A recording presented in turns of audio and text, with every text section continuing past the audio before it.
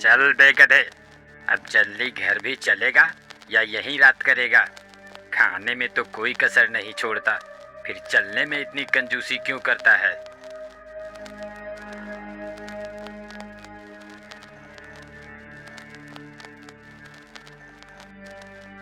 आह, आह, मर गया रे। इस धोबी ने तो कपड़े लाद लाद कर मेरा कचूमर निकाल दिया है। हे भगवान, मुझे इस धोबी से बचाओ। मुझे इस धोबी से बचा लो भगवान। इस तरह से गधा जब भी बोझा लाद कर आता तो कराहते हुए भगवान को याद करता। एक दिन ले खा खा खा के तो गैंडा हो गया है, लेकिन काम करने में तेरी नानी मरने लगती है। फटाफट खा ले और चल, कपड़े लेने जाना है।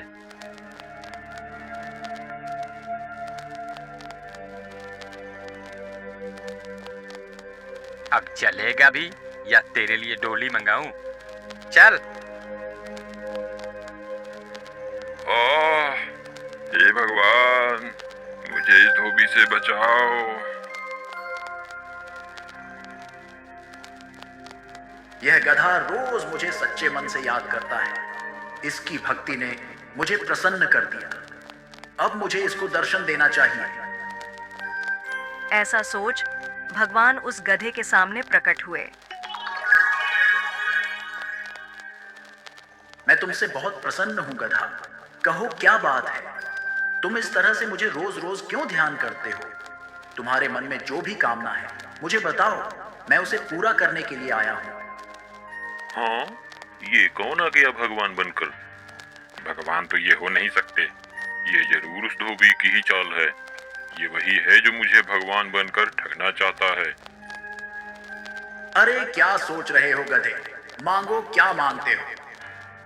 मैं सोच रहा हूँ प्रभु कि मैं आप जैसा नहीं हूँ। गधा हूँ पर मूर्ख नहीं हूँ। मुझे समझ में आती है भगवान में और धोबी में फर्क। मैं उतना बेवकूफ नहीं हूँ। अब मैं तुम्हें कैसे विश्वास दिलाऊं गधे? अगर आप सही में भगवान हैं तो बताइए। सभी जानवरों के तो सींग है, मेरे सींग क्यों नहीं है? तुम्हारा सींग मेरे पास है, ये देखो। मेरा सींग आपके पास है? इसका मतलब आप सच में भगवान हैं। हाँ गधे, मैं सच में भगवान हूँ। तब एक बात बताइए भगवान, सब तो मुझे गधा समझते ही हैं। क्या आप भी मुझे गधा ही समझते हैं? अरे नहीं नहीं, तुम तो गधेराज हो। गधे ने जैसे ही यह सुना वह खुश हो गया। फिर गधे ने कहा, भगवान, मुझे अब इस धरती पर रहने की लालसा नहीं है। मुझे भी अपने साथ स्वर्ग ले चलें प्रभु। मैं तुम्हारे भक्ति से बहुत प्रसन्न हूँ गधेराज। ऐसा ही होगा।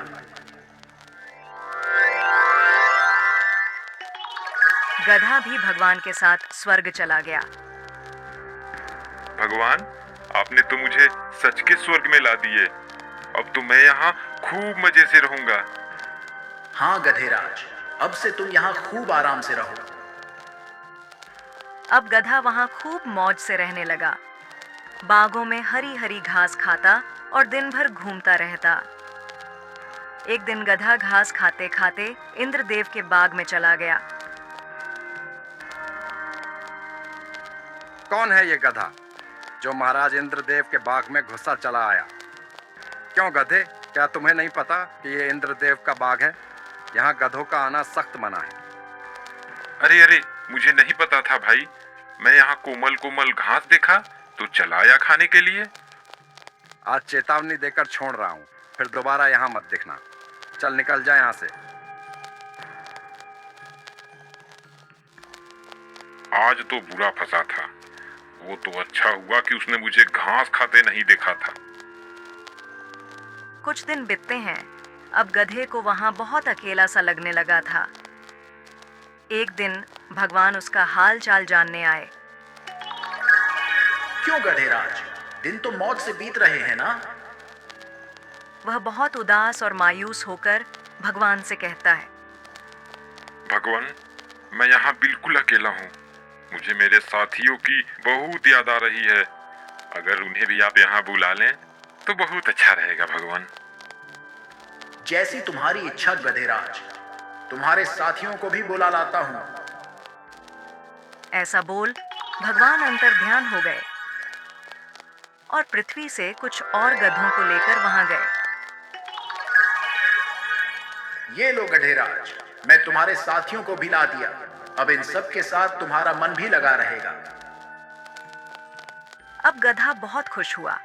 अपने साथी गधे को लेकर बागों में घास खाने चला गया। जब घास खाकर सारे गधे एक साथ जमा होते हैं तो सभी गधों ने गाना गाना शुरू किया।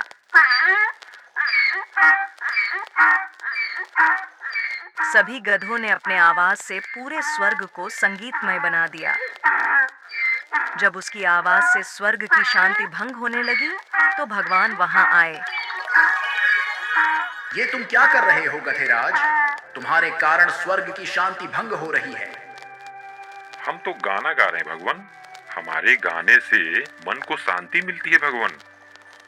लेकिन गधेराज, यह धरती नहीं स्वर्ग है और यहाँ आपकी यह ढेचू ढेचू की आवाज नहीं चलेगी। यहाँ रहना है तो तुम्हें अपनी आवाज पर अंकुश लगाना होगा। भगवान, तब तो ये सरासर जास्ती हुई। क्या हमें बोलने का अधिकार नहीं मिलेगा? फिर मैं अपने सुरीली आवाजें किसको सुनाऊंगा? गधेराज, तुम्हारे आवाजों से हमारे ध्यानों में विघ्न पड़ रही है। ये हमारी आखिरी चेतावनी समझो और इस पर अमल करो।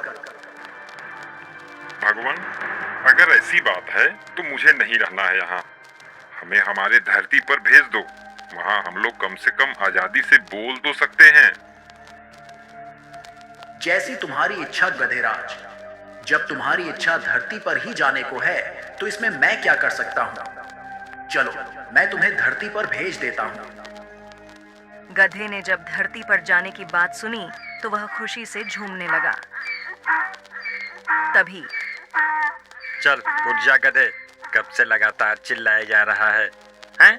न जाने दिन में सोया सोया कौन सा सपना देखता रहता है। गधा घबरा कर उठता है। हाँ, क्या मैं ये सब सपने में देख रहा था? अब चल जल्दी से खाना खत्म कर और फिर कपड़ा लेने जाना है। और हाँ, दोबारा सो मत जाना। चलो, सपने में ही सही स्वर्ग के दर्शन तो हो गए, लेकिन मुझे स्वर्ग से अधिक प्यारी यह धरती ही है। अब से मैं इच्छा भर के सबको अपने गाने तो सुना सकता हूँ। मुझे उस धुएं से क्या मतलब हिरण भाई? वह तो अपना गधा भाई उस धुएं को देखकर डर गया और इधर से दौड़ते हुए जा रहा था। उसे लगा कि शायद जंगल में आग लग गई। वह अपनी जान बचाने के लिए भाग रहा था। अब तक तो वह न जाने कितनी दूर निकल गया होगा। तो तुमने उसे रोका क्यों नहीं? तुम्हें उस मूर्ख गधे को रोकना चाहिए था। भरतपुर के जंगल में कई सारे जानवर रहते थे। उनमें एक गधा भी था। गधे का मानना था कि जंगल में उसके जैसा समझदार जानवर कोई है ही नहीं। वह हर समय उटपटांग हरकत करता और बिना मतलब की बातें सोचता रहता। कभी कभी उसके सोच के चक्कर में तो जंगल के जानवर भी फंस जाते थे। एक दिन, भाई वाह, आज तो हरी हरी घास खाकर मजा आ गया। मेरा पेट तो भर ही चुका है। अब इस पेड़ की छांव में थोड़ा आराम कर लूं, फिर आगे चलूंगा। ऐसा सोच गधा पेड़ के नीचे बैठकर आराम करने लगा और आराम करते करते इधर उधर की उटपटांग बातें सोचने लगा। मेरे जैसा बुद्धिमान इस जंगल में कोई नहीं। तभी तो समस्या आने से पहले मैं उससे बचने का रास्ता निकालता हूँ। जैसे मान लेता हूँ मैं यहाँ बैठा हूँ और जंगल में आग लग जाए तो मेरा क्या होगा? मैं तो बेमौत ही झुलस के मर जाऊंगा। तभी उसकी नजर जंगल के दूसरे छोर से उठ रहे धुएं पर पड़ी। धुआं देखकर गधा घबरा गया। अरे, यह तो सचमुच जंगल में आग लग गई। इसका मतलब अब मैं मारा जाऊंगा? नहीं नहीं, इससे पहले कि आग मुझे अपनी चपेट में ले ले, मुझे यह जंगल छोड़कर किसी सुरक्षित स्थान पर भागना चाहिए। ऐसा सोच गधा घबराकर उठा और तेजी से भागने लगा। गधे को इस तरह बेतहाशा भागते एक सियार ने उसे देखा। वह गधे को रोकते हुए पूछा, अरे क्या हुआ गधे भाई? तुम इस तरह से क्यों भागे जा रहे हो? कोई खजाना मिल गया है क्या? अरे फालतू की बातें मत करो। कोई खजाना लेकर नहीं भाग रहा मैं, अपनी जान बचाकर भाग रहा हूँ। वह देखो, पीछे जंगल में आग लगी है। इतना बोल गधा फिर भागने लगा। सियार ने देखा तो उसे कुछ दूर धुआं उठता हुआ दिखाई दिया। अरे हाँ, यहाँ तो सच में आग लगी है। धुआं देखकर सियार भी घबरा गया। उसे भी डर हो गया कि कहीं वह इस आग में घिर ना जाए। यह सोचते ही वह भी गधे के साथ भागने लगा। भागते भागते सियार को कुछ सूझता है और वह रुक जाता है। कहीं मैं गलत तो नहीं कर रहा हूँ? हो ना हो, मैं कहीं उसी कहानी को तो नहीं दोहरा रहा हूँ जिसमें पेड़ से पपीता गिरने पर हिरण ने समझ लिया कि जंगल में कोई खतरनाक दानव आ गया है और बचने के लिए वह स्वयं तो भाग ही रहा था, उसके पीछे दूसरे जानवर भी बिना सोचे समझे भागे जा रहे थे। नहीं नहीं, मैं उस आग को बिना देखे यकीन नहीं करूंगा। मुझे उस धुएं के बारे में पता लगाना होगा कि आखिर वह धुआं कहाँ से और क्यों उठ रहा है। ऐसा सोच सियार उठ रहे धुएं की दिशा में चल पड़ा। कुछ दूर जाने पर उसे एक हिरण मिला। हिरण को देखकर सियार रुका और उससे पूछा, हिरण भाई, क्या तुम ये बता सकते हो कि वह धुआं कहाँ से और क्यों उठ रहा है? हिरण ने धुएं की तरफ देखकर कहा, वह धुआं तो झरने के पास से उठ रहा है। झरनों के किनारे खरगोश, लोमड़ी, बंदर और मैं, हम चारों दोस्त पिकनिक मना रहे हैं। हम लोग वहीं आग जलाकर बाटी चोखा बना रहे हैं। लकड़ियां कम होने से मैं इधर लकड़ी लेने आया था, परंतु यह सब तुम क्यों पूछ रहे हो? मुझे उस धुएं से क्या मतलब हिरण भाई? वह तो अपना गधा भाई उस धुएं को देखकर डर गया और इधर से दौड़ते हुए जा रहा था। उसे लगा कि शायद जंगल में आग लग गई। वह अपनी जान बचाने के लिए भाग रहा था। अब तक तो वह न जाने कितनी दूर निकल गया होगा। तो तुमने उसे रोका क्यों नहीं? तुम्हें उस मूर्ख गधे को रोकना चाहिए था। उसे रोकने की छोड़ो, एक पल के लिए तो मुझे भी उसने डरा ही दिया था। परंतु सियार भाई, यदि उसे नहीं रोका गया तो ऐसे भागते भागते सभी जानवरों को वह आतंकित करता जाएगा और जंगल में बिना मतलब की भगदड़ मच सकती है। हमें उसके पीछे जाना चाहिए और उसे रोककर सच्चाई बताना चाहिए।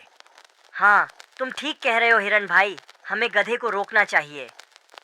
ऐसा बोल हिरण और सियार दोनों उसी दिशा की ओर दौड़े जिधर गधा भागते हुए गया था। काफी दूर जाने के बाद उन्हें गधा दिखा। बहुत जल्दी ये जंगल छोड़कर मेरे साथ भाग चलो, वरना आग को यहाँ आते देर नहीं लगेगी भाइयों। अगर अपनी जान बचाना चाहते हो तो भागो। कोई कहीं नहीं भागेगा, जंगल बिल्कुल सुरक्षित है। इस मूर्ख गधे की बात सुनकर तुम लोग भयभीत मत हो। जंगल में कहीं भी आग नहीं लगी है। हाँ भाइयों, हम वहीं से आ रहे हैं। मैं वहां झरने के किनारे अपने दोस्तों के साथ पिकनिक मना रहा था और उसी आग से उठ रहे धुएं को देखकर यह गधा समझ लिया कि जंगल में आग लगी है और यह बेवकूफ बिना सोच विचार किए भागने लगा। आग की वास्तविकता सुनकर गधा झेप गया और सभी जानवरों ने अब चैन की सांस ली।